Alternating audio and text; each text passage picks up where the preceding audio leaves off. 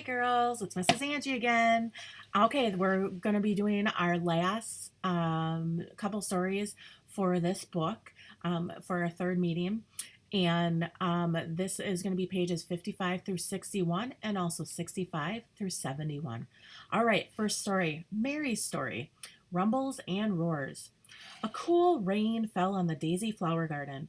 The flower friends giggled as rain danced on their petals. This is as almost as much fun as an elephant's shower, Mary the Marigold said with a laugh. An elephant's shower is the biggest shower I've ever seen. Soon Mary was telling about her trip to Africa. There she watched elephants bathe their babies. First, the baby elephants held tight to their mother's tails, then they marched in a big line to the watering hole. What a parade!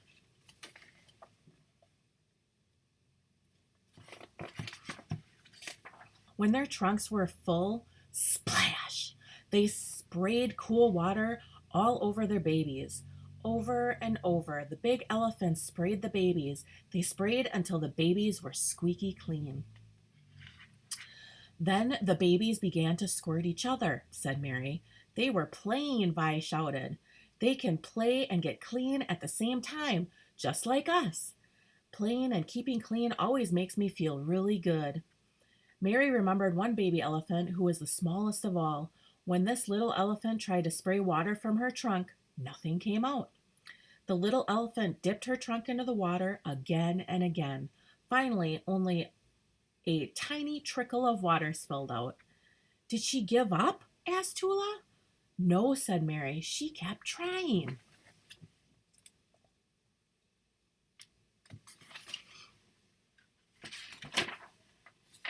Soon the mother elephants lifted their trunks into the air. They made a loud sound, just like a trumpet. Bath time was over. The babies climbed out of the water. Each one found its mother's tail, all except that one small elephant.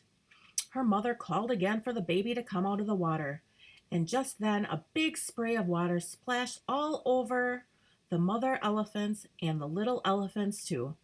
When they looked around, they saw the smallest elephant shake the last drops of water from her trunk. Then she marched proudly out of the watering hole. She had finally learned to spray. Her spray even hit my petals, Mary said. As the elephants marched home, they lifted their trunks high and trumpeted loudly. The little elephant lifted her trunk too. She made a soft toot toot sound. That really made me smile, Mary said.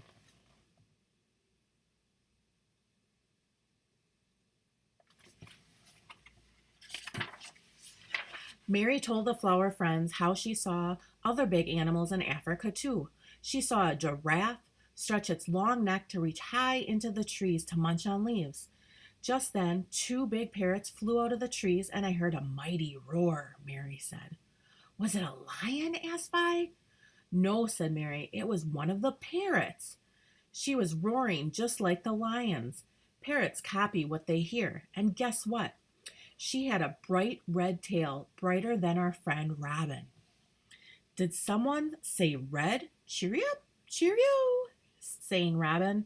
She was busy on the ground collecting twigs and leaves. I'm making my nest cozy, she said. We'll soon have baby robins in our flower garden again. What exciting news, says Tula. Maybe we can help build your nest. And with that, the flower friends began to search for twigs and leaves too.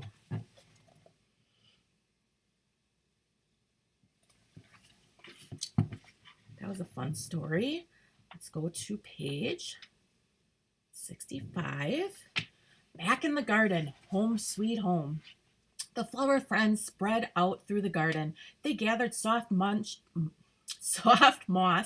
crunchy leaves for Robin's nest. It felt good to share all that the garden offered. I'm a very fast worker when it comes to building my nest, Robin said, but this is the kindest thing anyone has ever done for me. Thank you for your help, flower friends. Cheerio, cheerio. We can hardly wait for your baby robins to become a part of our garden family. Maybe we can find worms for them to eat, Zinni said.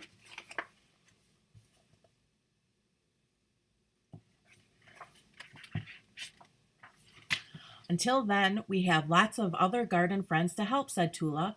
We've learned how important it is to care for other living creatures. Now let's be sure to take good care of ourselves. That way, we'll be ready to care for others. Let's promise to keep our daisy flower garden strong and healthy for all its critters. Let's promise to make sure there are plenty of leaves and branches for the birds and squirrels to build nests with, said Vi.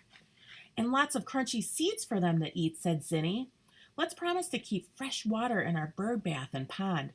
Then our critters can drink, bathe, and enjoy splashing about, said Gloria.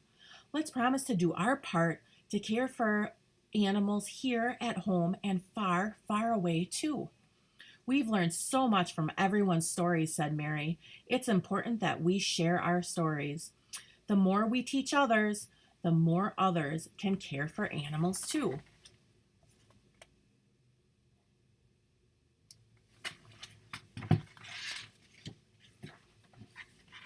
I am so proud of you all, said Tula.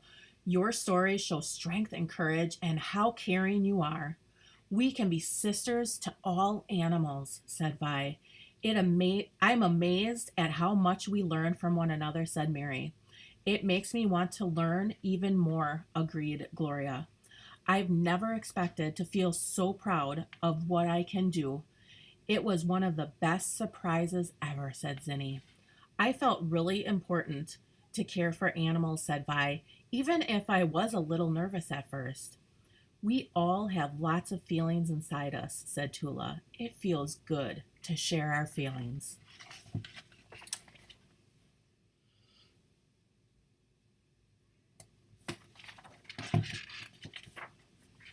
It's important that we try to understand how others feel too. I'm proud that you trusted us enough to share your feelings. Vi smiled. She looked around the daisy flower garden. Birds chirped, bees buzzed, chipmunks chattered. Just then, the flower friends heard a familiar sound. Meow. It's the cat, said Vi. She's back. And she brought her kittens, said Gloria. They're so tiny and sweet. I can't wait to pet them, said Zinni. Let's go, said Tula. This new cat family could use some special care. And we know just what to do. This is going to be fun, said Mary. And this is going to be another wonderful story for us to tell. Cheerio, cheerio, sang Robin, the red robin. She couldn't have agreed more.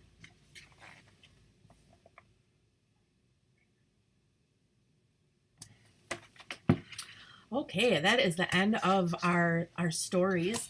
And so at our next meeting, we will be again doing some more fun activities. Can't wait to see you and talk about this new batch of stories. I will talk to you soon. Bye.